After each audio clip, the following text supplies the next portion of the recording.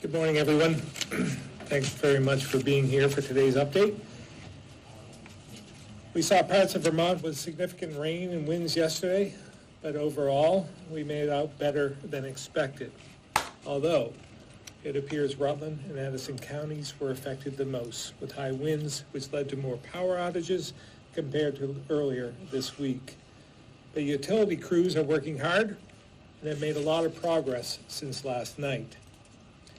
Yesterday, the state unfortunately confirmed its first fatality related to flooding. I want to express my sincere condolences to the Duvall family, Stephen's friends, and my hometown of Barrie for this heartbreaking loss. While we continue to have an eye on the immediate response, we know communities and families are reeling and need our help. So we'll be actively moving on our recovery work as a result. On an individual level, over the next 48 hours, it's incredibly important to get flooded homes, businesses, and public buildings as dry as possible to prevent other outcomes like mold. And we're working on resources to help with that. Dr. Levine is here with us today to talk about health and safety when dealing with floodwaters and responding to the damage it causes. And when it comes to recovery, the federal government continues to be incredibly helpful. On Monday, I'll be welcoming the U.S. Secretary of Transportation, Pete Buttigieg, to Vermont, and we'll survey impacted infrastructure and talk about how we rebuild and recover. And as you know, last night I submitted to President Biden a request for a federal major disaster declaration. And I'm happy to say about 20 minutes ago, the President approved that request. So I'm very grateful for the speed of FEMA and the White House. It will open up significant federal resources for communities, individuals, businesses, and the state. We'll have more detailed information on that with a press release on the approval right after the press conference. In anticipation of these funds, we're working to develop a concrete list of resources to help impacted Vermonters and making sure it's as easy as possible for Vermonters to access those. In a few minutes, Secretary Tebbetts will also discuss damage sustained to our farms and resources available to them. Lastly, I've been inspired by the thousands of Vermonters, businesses, and organizations who have reached out wanting to help. As we transition to recovery, we know we'll need all the help we can get. You can sign up to volunteer at vermont.gov/volunteer or with local community organizations. There's a ton of work to do, and impacted Vermonters will need all the help we can provide. I know Vermonters will continue to step up and meet the moment. I'll now turn it over to Commissioner Morrison to give a situational update and report on the recovery work that will soon begin. Thank you, Governor. Good morning, my fellow Vermonters. We are relieved that last night's storms did not bring the full fury that we anticipated. There are areas that were hit quite hard, but we did not receive any calls for evacuation or rescue. Today, we will keep teams staged throughout the state ready to respond to emergencies. You will also see air assets out today looking for vehicles in waterways or other places that they don't belong. To date, we have performed 202 rescue missions. We've assisted with approximately 100 evacuations and have conducted dozens of vehicle checks to ensure that no one is trapped inside. As of this morning, as the governor mentioned, there is just the one known fatality associated with this event. Last night, our power outages spiked to around 14,000, but are down to approximately 3,500, and currently the highest number of those outages is in Rutland County. It looks like we will have a day or two of decent weather in most parts of the state. It's going to be easy to think that we're out of the woods, yet several of our communities are still reeling from last night's events. And candidly, the high winds, the rainfall, thunderstorms complicated an already devastating situation locally. in many communities. So please remember our neighbors right now, particularly along the 22A corridor. Towns like Bridport, Shoreham, Cornwall, and Middlebury were hit hard last night. And let's remember that we're all in this together. We're beginning the work of understanding the federal disaster declaration just signed by President Biden this morning. As the governor mentioned, this will open up a variety of streams of funding to assist Vermont individuals, businesses, and municipalities, as well as the state. And we're going to have more details on that very soon. It is important to note that we did not wait for this declaration to summon federal disaster assistance. There have been numerous FEMA resources on the ground here in Vermont since very early this week. Specifically, there are 2 incident management assistance teams, one here in Berlin and one temporarily staged in South Burlington. There are 2 disaster survivor assistance teams, each with 35 people at a staging area awaiting deployment. 1 urban search and rescue incident support team at the Vermont National Guard Armory in White River Junction, plus 2 USAR Type 3 task forces that have been hard at work with our state and local teams for days. There are also 2 disaster emergency communication teams deployed to the EOC in Berlin and 1 in White River Junction. As of 8 o'clock this morning, there are 198 FEMA personnel deployed to Vermont. 132 personnel are already on the ground and 66 more are en route. Now more than ever, it is important that municipalities clearly communicate with state officials. We cannot assist you at the local level if you do not communicate your needs to the Emergency Operations Center. Whatever it is, food, water, transportation, infrastructure, or supplies, please make your needs known so we can start problem solving with you. Because there are 2 to 3 dozen communities that we have not heard from despite our outreach, today we are sending National Guard troops to those communities to establish contact and ensure that every town and city in Vermont knows how to reach the State Emergency Operations Center. And I'd also like to remind homeowners and business owners to report your damages to 211. 211 is the place to call so we can accurately track the magnitude of damages both to individual homes and property and businesses. I'll finish up with just a quick word about the status of state-run shelters. As of 8 o'clock this morning, there were 35 people seeking shelter in Barre, 4 in Rutland, 23 in Johnson, 6 in Ludlow, and 0 in Hartford. With that, I will turn things over to Dr. Levine.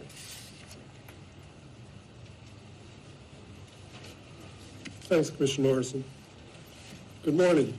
I'd like to start today by thanking everyone in this response for working so quickly and so hard to keep Vermonters safe. And to all Vermonters, your willingness to help and take care of one another continues to inspire me and never ceases to inspire me during difficult times. We've had our share of consecutive once-in-a-century events, and you give new meaning to the word resilience. As the governor noted, the Department of Health did report our first and only to date death, a sure tragedy, and we join the governor in extending our condolences to family and community. Now, I know that experiencing property loss of your own, or of your neighbor, or your community, or just the stress and uncertainty surrounding crises like these can take a toll on our mental health. Please recognize that's completely okay and reach out for help if you or someone you know is struggling.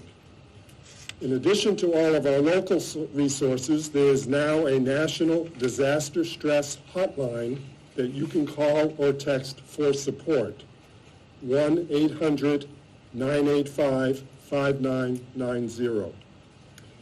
Now, unfortunately, we know that climate change will continue to make severe weather a threat to our world, so it's important to understand how it impacts our health and what we can do in the short and long term to mitigate these impacts.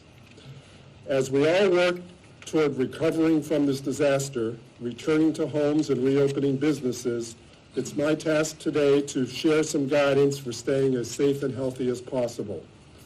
Let's start with drinking water. If you're on a municipal water system, follow their guidance on boil water or do not drink orders.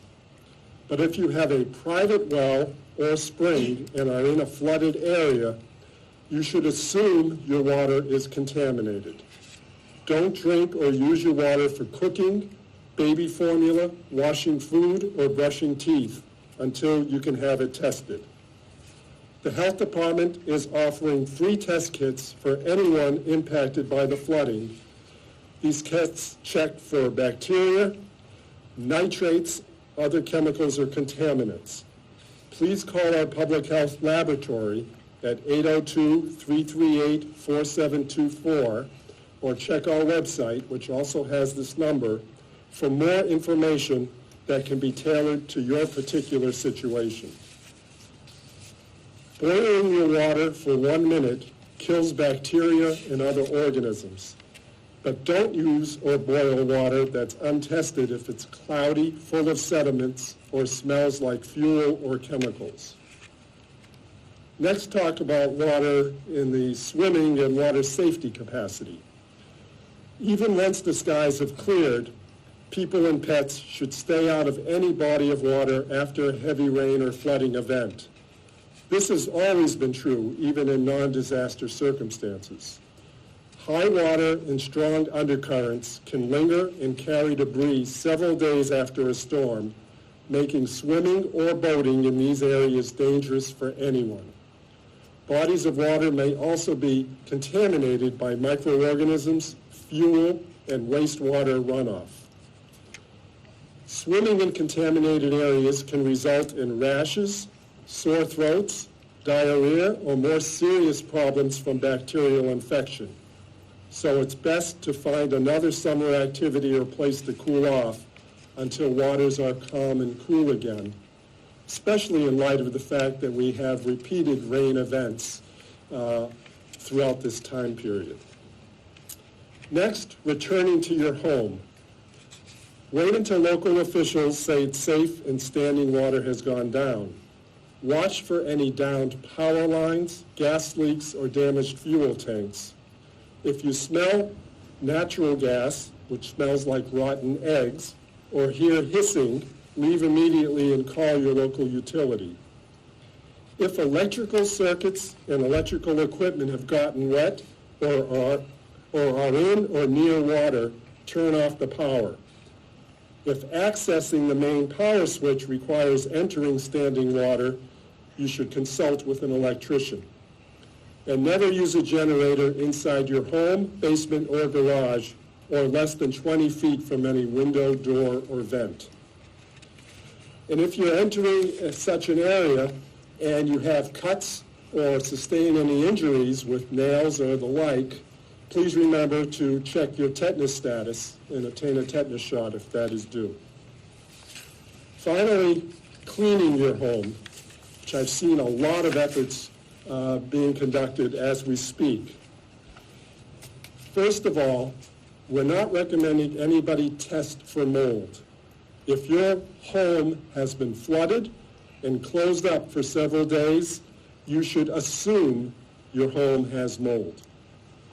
So obviously you'll need to dry it out, opening doors and windows. You can use fans and dehumidifiers when electricity is safe. Children with breathing problems and people with weakened immune systems should not help clean up after a flood. Those who are helping should wear protective clothing. Time to get out again the N95 masks and gloves. You can clean moldy items and surfaces that do not absorb water using soap and water. But other materials like fabrics and cushions will probably need to be thrown away. You can find more information by visiting our website at healthvermont.gov/flood. Now, knowing that Secretary Tebbetts is up next, I'll leave the brunt of food safety for him, but I will leave you with this strong recommendation. Don't eat or drink anything that has touched flood water, throw away contaminated food, along with any foods that have not been refrigerated properly. When in doubt, throw it out. Thank you.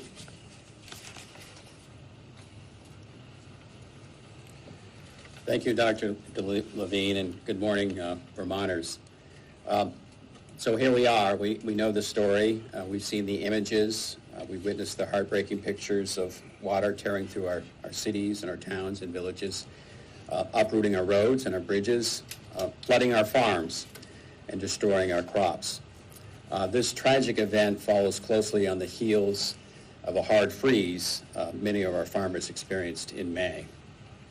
It's too early to fully describe or even estimate the damages, but it's clear the losses will be catastrophic, and our farmers, small businesses, and agriculture producers will need help. We expect the excessive flooding and silt will destroy a large share of our produce and livestock feed. In our hilly state, some of our most fertile farmland lies in the river valleys, in countless fields of corn, hay, vegetables, fruit, and pasture were swamped and buried. Vermont's growing season is short, and a historic flood in the heart of our limited window to grow food and crops is particularly devastating. Many crops cannot be replanted, and losses will not be effectively recovered or mitigated prior to our early fall harvest. Farming is challenging and rewarding, but heavy losses of agriculture products or feed will put many at risk. There is a ripple effect.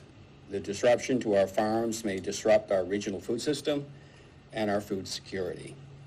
The widespread flooding we suffered throughout Vermont this week is among the worst of the last century, and it arrived in the heart of our growing season. So what's next? Farmers are already cleaning up, calculating their losses, and preparing for the fall and the winter. The work will not stop. We want our farmers, producers, and nurseries to document their losses. There will be a time we will need that information to present to our federal partners, including FEMA and the United States Department of Agriculture. Farmers should contact their insurance agent. We encourage our farmers to visit our webpage for any of our social media channels. We have put together a packet of resources that may help farmers navigate the many issues that they're facing. Again, that information can be found on the Agency of Agriculture's homepage. What can the public do? This is the time to support farmers. Maybe it's checking on your neighbors to see if they need a hand with a chore or an errand. Maybe it's attending a farmer's market or buying meat, cheese, or produce from a farm stand. Maybe it's hopping on the computer and buying a product so it's delivered in the mail. Or maybe you can donate to a fund that's focused on farmers. There are many. Farmers are rugged, hardworking, creative, darn tough, Governor, curious, and kind. They love their land, but they are hurting like the thousands of Vermonters who have lost their homes or businesses. Farmers feed us, and they will continue to feed us. Let's do our part to support them as we navigate this historic event with them. One of our strong partners has been the Agency of Transportation, who's helped restore many of our routes to support our farmers. I'm going to turn it over to Secretary Flynn for an update. Thank you, Secretary Tebbetts. AOT has had its first response-related injury. While driving a 10-wheel dump truck yesterday, a sinkhole opened up and the truck stopped dead in its tracks. I'm pleased to report that after the driver was evaluated at a local hospital, they returned to work, anxious to get back to the job at hand. More updates. As a result of the damage on Interstate 89 that occurred Monday, requiring us to close the interstate northbound, you will see some paving out there today, and there will be a temporary restriction to one lane northbound while the damaged pavement is repaired. The VTR, which is the Western Rail Corridor, should open later today, allowing the Amtrak Ethan Allen into Burlington tonight with southbound passenger service restoring tomorrow morning. Currently across the state, AOT is working with 47 private contractors on our state road projects. That's an increase of 15 private contractors since we spoke yesterday. There remain 19 state roads fully closed. 9 roads are partially closed. And I would like to take a moment to share with you an enormous amount of effort over the last 48 hours of the following list of roads that have been reopened across the state of Vermont. Route 2 in Marshfield between Plainfield Village and Nasmith Brook Road. It is a gravel surface, so motorists must be prudent with their speed. Route 2 in Marshfield just east of the village center. It too is gravel but passable. Route 2 in Duxbury between Vermont 100 and Vermont 100B. Route 2 in Waterbury near Fars Field. Route 2 in Middlesex near Lower Barnett Hill Road. Vermont 14 in Calais at Perkin Brook Road is open but gravel. US 302 in Berry Town from Old Route 302 to the roundabout. US 302 in East Berry Road between Waterman Street and Messier Drive in the vicinity of the VFW. The Waterbury Park and Ride off Lincoln Street has reopened. Vermont 64 in Williamstown between Vermont 14 and I-89 has reopened. Vermont 12 in Brookfield near Baker's Pond no longer is being monitored and is open. Vermont 12 in Berlin near Rowell Hill Road also is no longer being monitored and is reopened. Vermont 12 in Hardwick at Bridge 66 is open to 1 lane. Vermont 12 in Roxbury, Warren Mountain Road to Granville Town Line has been reopened.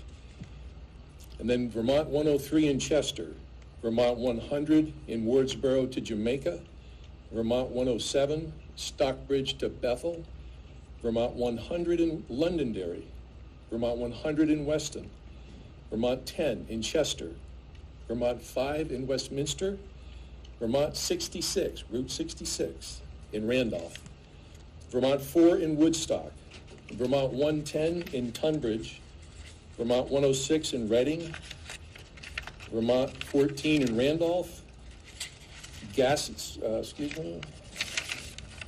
Vermont 14 in Randolph, Vermont 103, Gassets to Proctorville. There is alternating one-way traffic, but it is open. Ludlow south to Weston on Vermont 100 is open to emergency vehicles and limited local traffic. Plymouth, Vermont 100A has multiple slow zones, but open. Vermont 15 in Cambridge at the Wrong Way Bridge is now reopened. The intersection of Vermont 108 at Vermont 15, Jeff, reopened.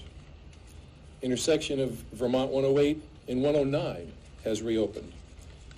Vermont 2 at the Richmond exit 11 is reopened. Vermont 5, Coventry to Newport. Vermont 5, Barton to Orleans. Vermont 5, Depot Street in St. Johnsbury. Vermont 105 near Hilliker Store. Vermont 58, Orleans to Brownington. Vermont 16, Barton to Hardwick. Vermont 122 in Lindenville. Vermont 15 in Hardwick is open with traffic light control. And Vermont 232 is open to traffic and emergency 1 lane.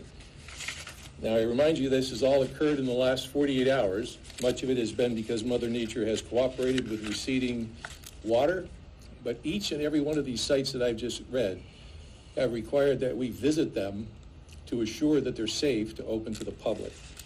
Our crews have been extremely busy, as has everybody. I would like to say also, reinforcing what Commissioner Morrison mentioned about communities contacting the SEOC. Working with the SEOC in emergency management, AOT has been able to contact 228 towns. There are still 24 we have not been able to contact. Currently, AOT is assisting 15 towns. There was one new closure last night as a result of the rain, Vermont 346 in Pownell. Actually, that's a result of trees and utilities across the road. Vermont 155 in Mount Holly is a result of the rainstorm last night. A deep culvert washout has failed. There has also been a large bank slide and erosion on Vermont 100 in Washington. Currently, our geotech team is out there today planning on what the fix for that will be. 40 bridges were inspected yesterday across the state, local and state-owned bridges. To date, 121 bridges have been inspected. 6 rail bridges were inspected yesterday. 4 of them were on the line through Barre and Montpelier, referred to as the Little Whacker. There still are some rail bridges that are difficult to get to, and inspections still need to be conducted.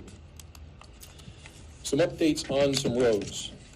Bridge 116 in Bridgewater on Vermont 100, in the area the governor and I visited on Saturday, which was a result of the Friday storm, will have a temporary bridge installed tonight, but it will not be open to the public until we finish the work of the approaches to the bridge. But the big effort was to get the bridge brought in from Brattleboro and get it put in place. One town highway bridge structure in Jamaica on Route 30 has been closed due to being compromised. We are currently in conversations with the town of Jamaica on plans for the way forward regarding that structure. Rail. 306 miles of rail remain closed. 103 miles of rail have reopened in the last 24 hours. I would like to just say, too, most Vermonters don't see the work that's going on railroads because they're often off in the middle of nowhere. But the effort that's been put into reestablishing the rail lines amongst our partners with Vermont Rail Systems and contractors working on those lines, among other things, are enabling Amtrak to get back into Burlington tonight. The Green Mountain Railroad in East Wallingford does have a large slope failure, and frankly, it's getting worse. There's a lot of work left to do on that line between Rutland and Bellas Falls. The Connecticut River line, which runs the eastern side of the state up to Newport, is now fully open. And as I mentioned, the Little Whacker between Barre and Montpelier a moment ago, there is some very severe damage on that line. And planning continues for the way forward there. The 10 state-owned airports are operational. There are no impacts. And the 2 AOT-owned dams have no issues at this time. Thank you.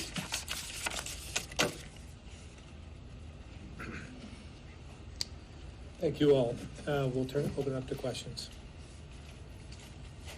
Sorry, Governor, the IRS put out a statement this morning saying that they're extending a filing deadline for tax filers, businesses, and individuals. Does the state have any plan to do the same? Oh, we'll be working on that. I think that was for maybe their quarterly filings, but I'm not sure. The quarterlies were in June, I believe, so this is probably in September. So we have a little bit of time to figure that out, but we'll obviously react accordingly and do everything we can to reduce the burden on impacted Vermonters. You know, along those lines, I had some store owners in Montpelier asking yesterday if the state was considering delaying their collection of sales tax by the end of the month, so that was money they could use to help with their recovery. Is that something? Yeah, it's all in the mix. I mean, we don't know what we're going to do, but we are certainly aware of the impacts on businesses, and we want to do anything we can to alleviate that. So that's one of our discussions. Unemployment filings. Number one, I mean, at what point do people qualify for unemployment? Like if they can't get to work, if their car is, unusable? And have you seen any uptick in filings?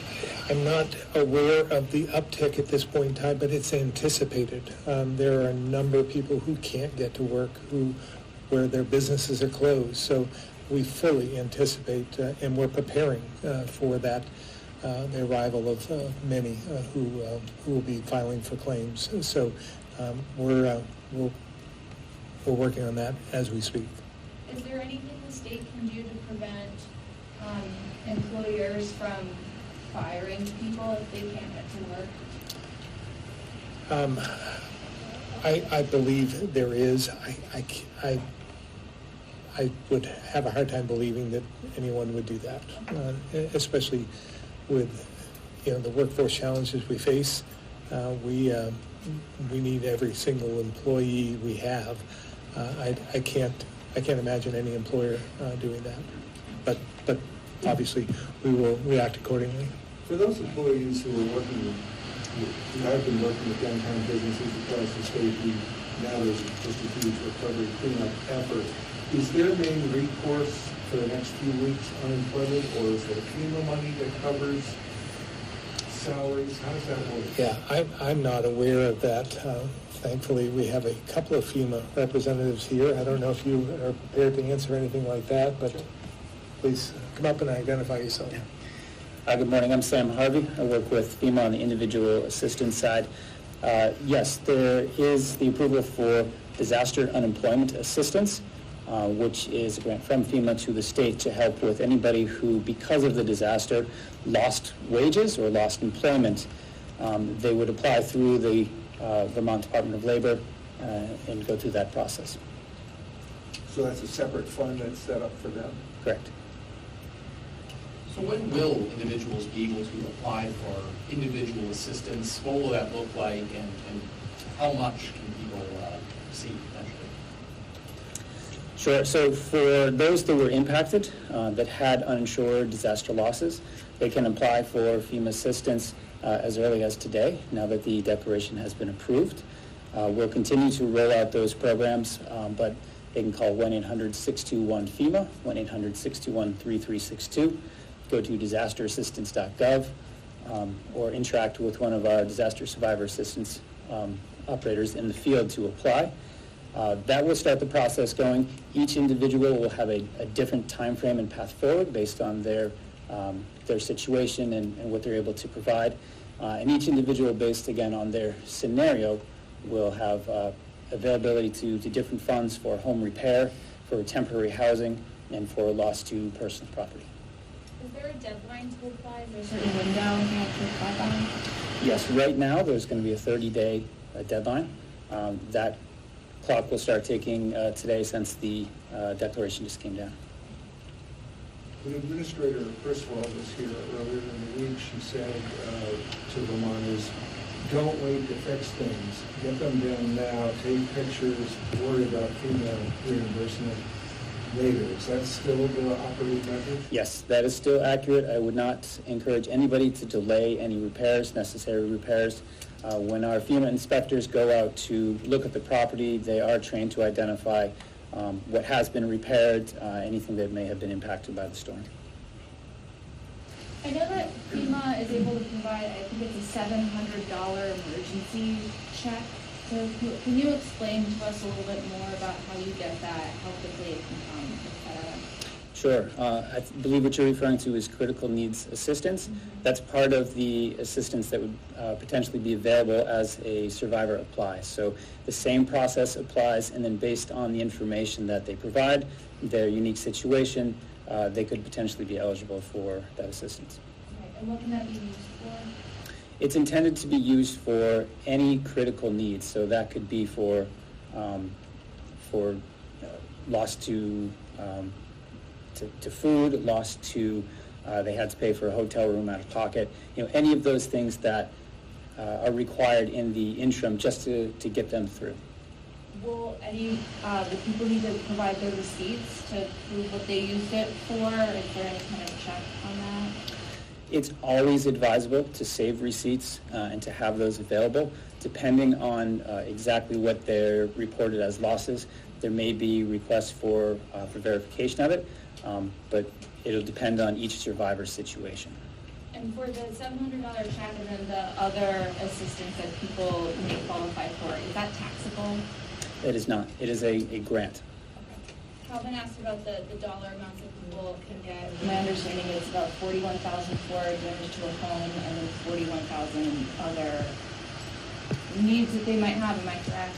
That's correct. There are 3 distinct categories: housing repair for homeowners that have to make repair to drywall, to carpet and such; rental assistance for those that have to be displaced from their home; and personal property for their clothing and home furnishings.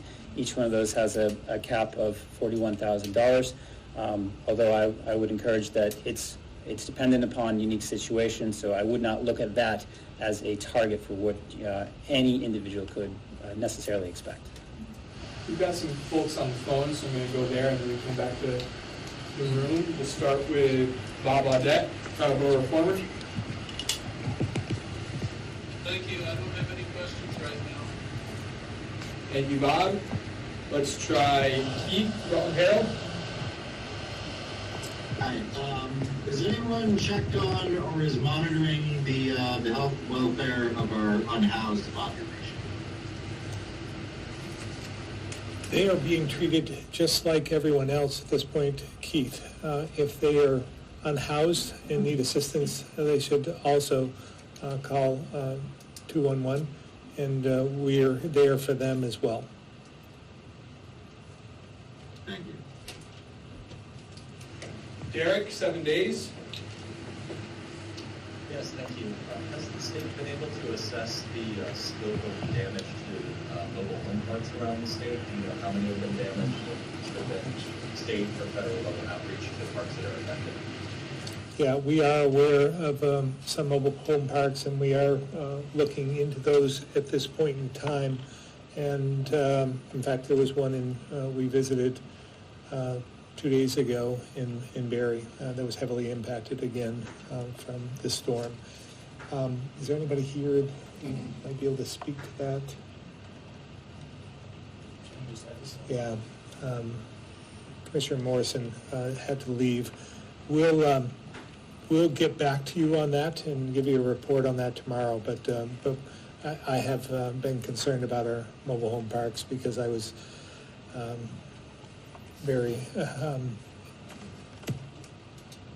I was involved, I guess, during Irene with many of the mobile home parks throughout the state. In fact, a lot of the deconstruction, recycling, and so forth was done by a team I put together. So we're very aware of that situation.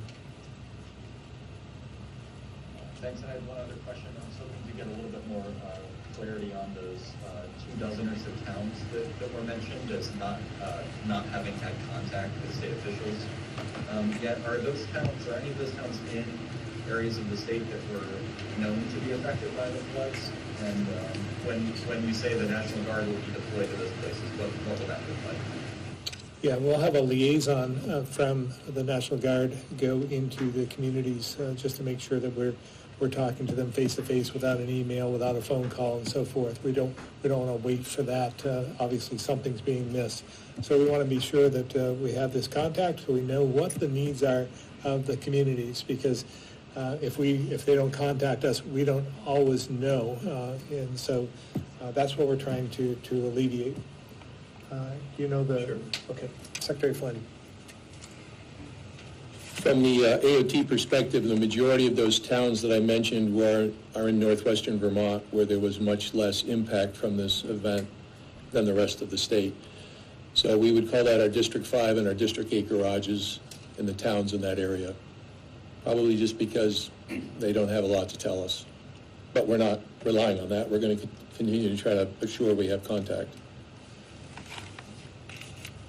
Thank you. Joseph Gresser, Brattleboro Chronicle. That's okay. Up here in Orleans County, there are many people who are concerned about the safety of the Casella landfill all the time. Was there any special attention given to things like potential runoff or other problems that might have resulted strictly from the heavy rainfall? First of all, Joe, I know you're from Barton, so there's an inspection process at the landfills on a daily basis. So any slides, any deviation from normal operating procedures are identified and repaired every single day. So I would imagine that's still the case. Okay. Deputy Secretary Gendron just said that that is the case. So we are not aware of anything, but they're inspected every single day. Thank you. I have one other question. I was visiting an organization that had a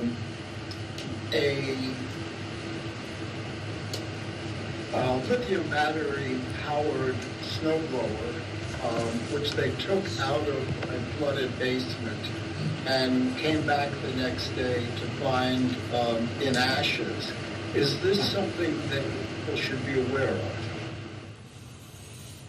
of? At this point in time, I don't know if we can answer that, and we'll certainly look into it and get back to you and maybe identify that as an issue. But I'm not prepared to answer it right here from the podium. Give us an opportunity to look into it, and then we'll assess that. Fair enough. Thank you. Jeb, News 10, and if you could just speak up on the phone.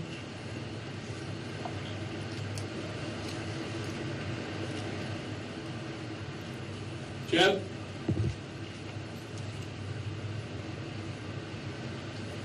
All right, we'll go back to the room. Question about ag. Do we know how much milk has been dumped?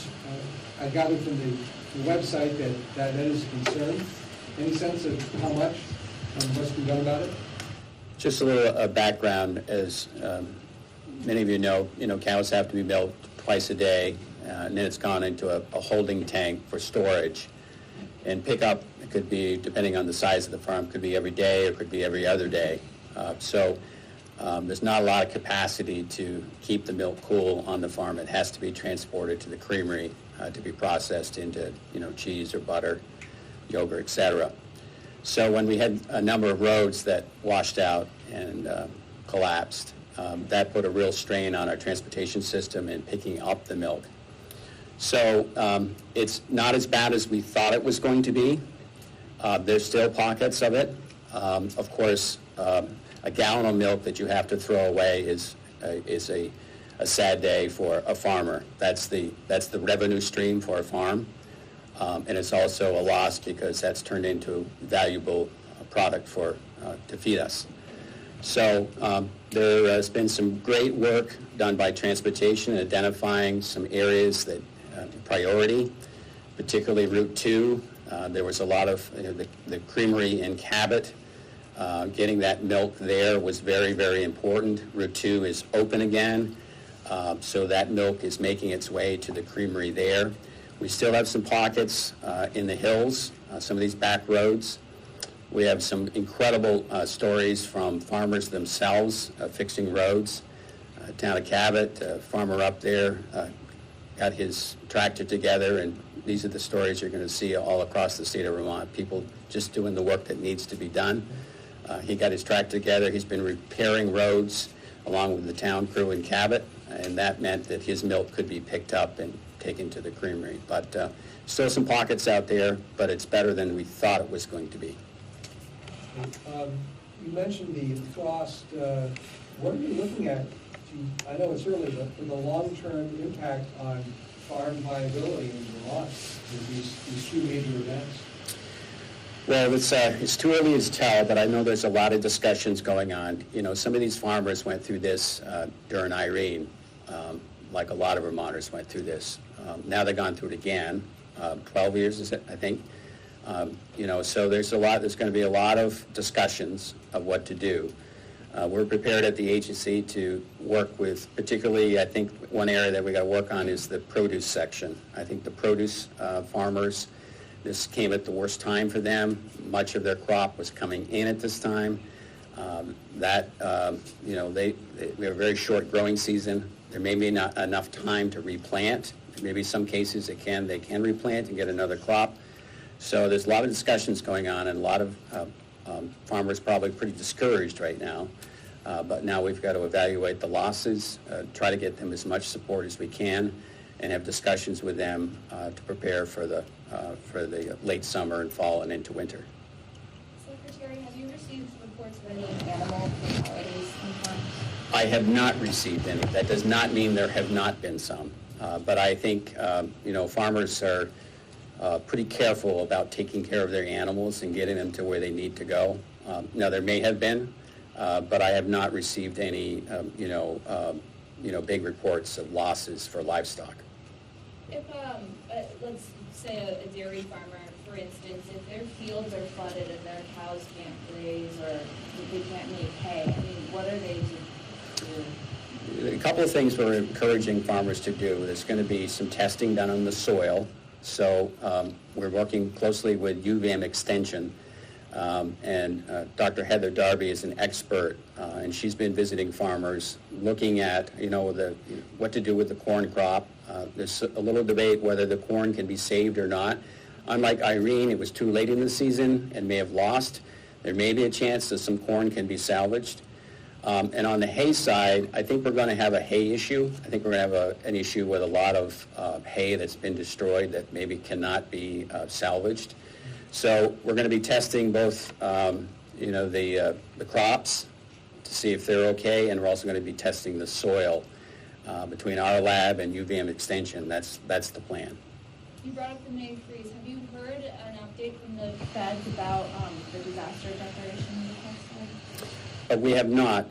We have heard from USDA that if we're going to get direct payments to those that were impacted by the freeze, Congress is going to have to allocate some money for that.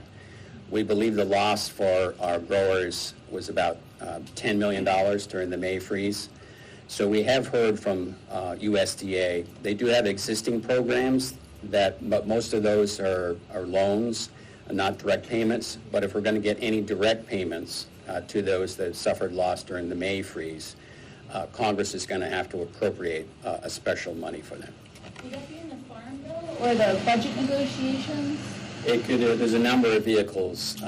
There's some discussion in Washington. There are a lot of disasters that have happened over the United States over the last year, and sometimes they put together a special appropriation just for natural disasters related to agriculture.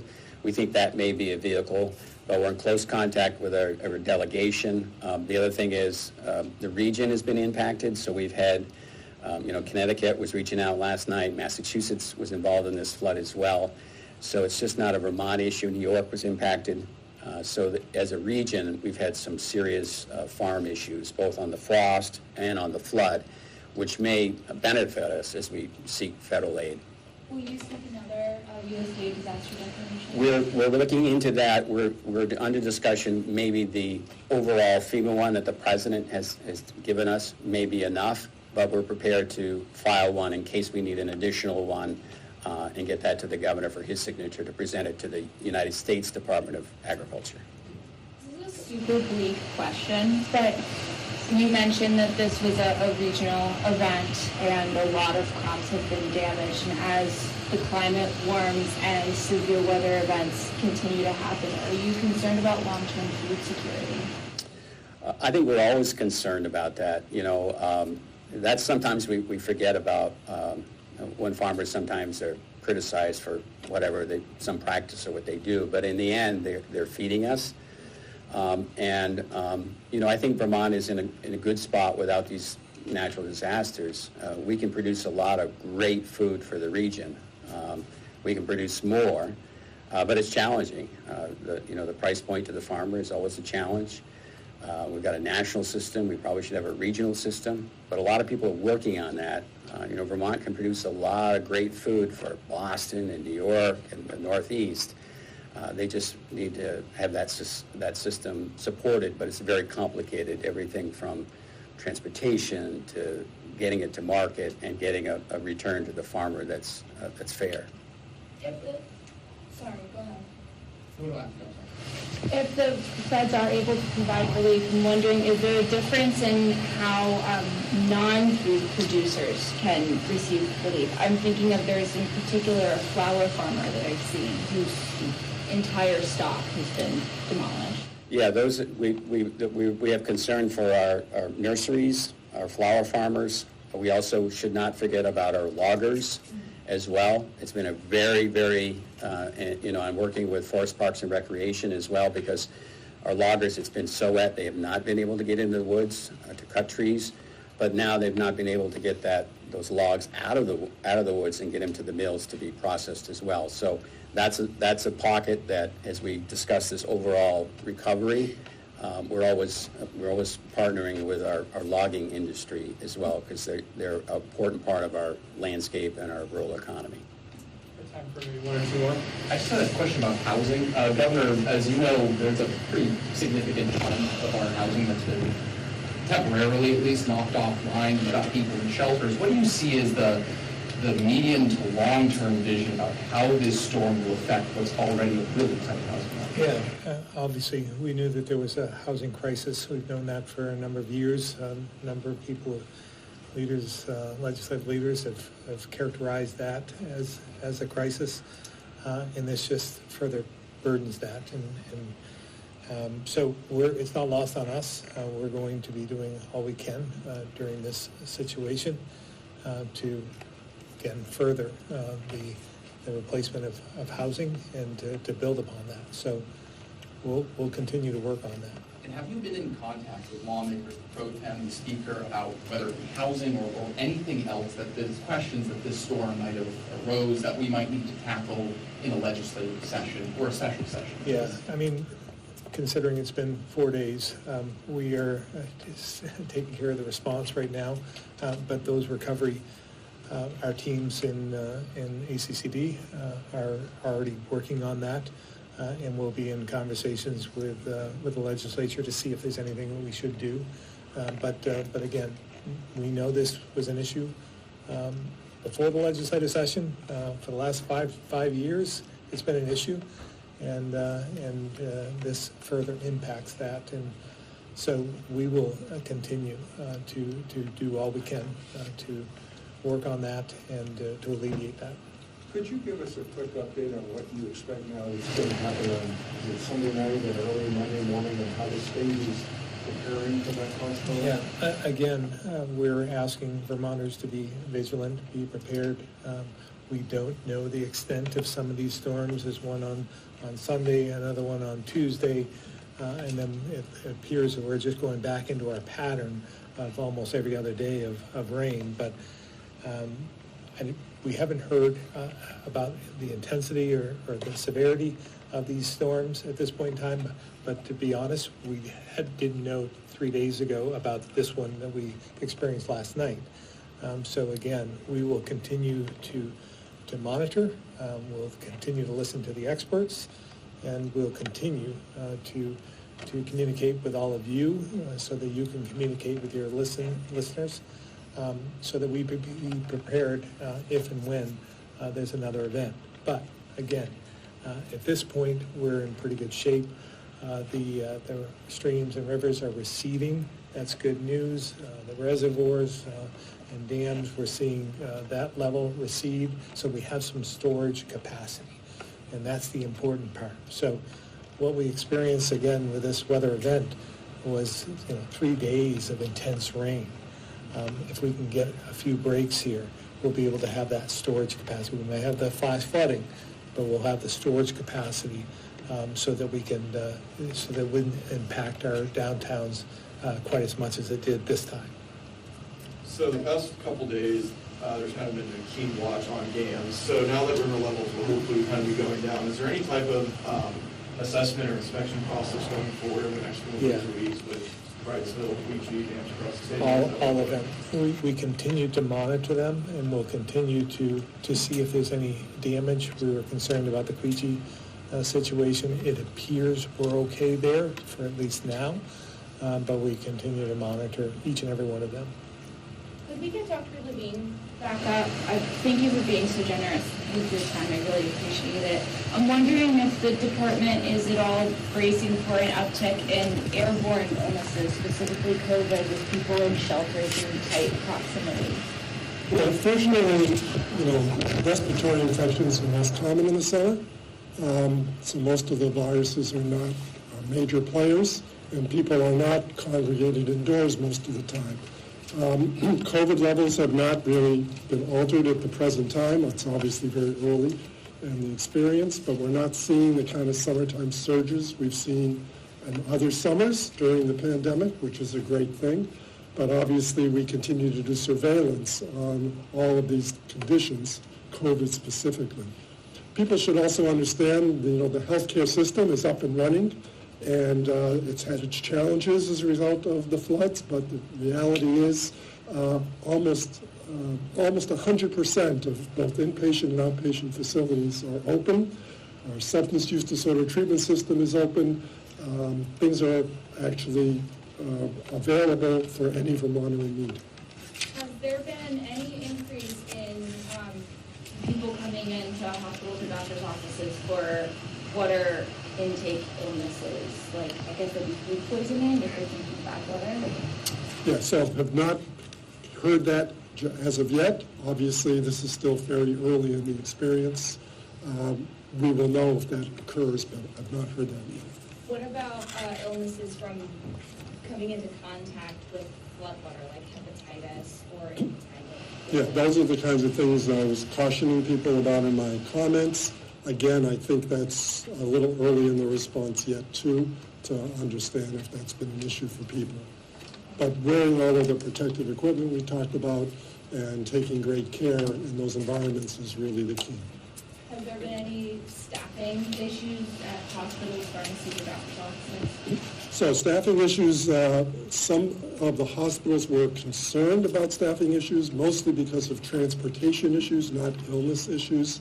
I've not heard that any have gone to a critical level, and they're all making do with the staff that they have at this time. And any delays in medication shipments to the state? Not that I've been informed of. All right, thank you all very much. Thank you.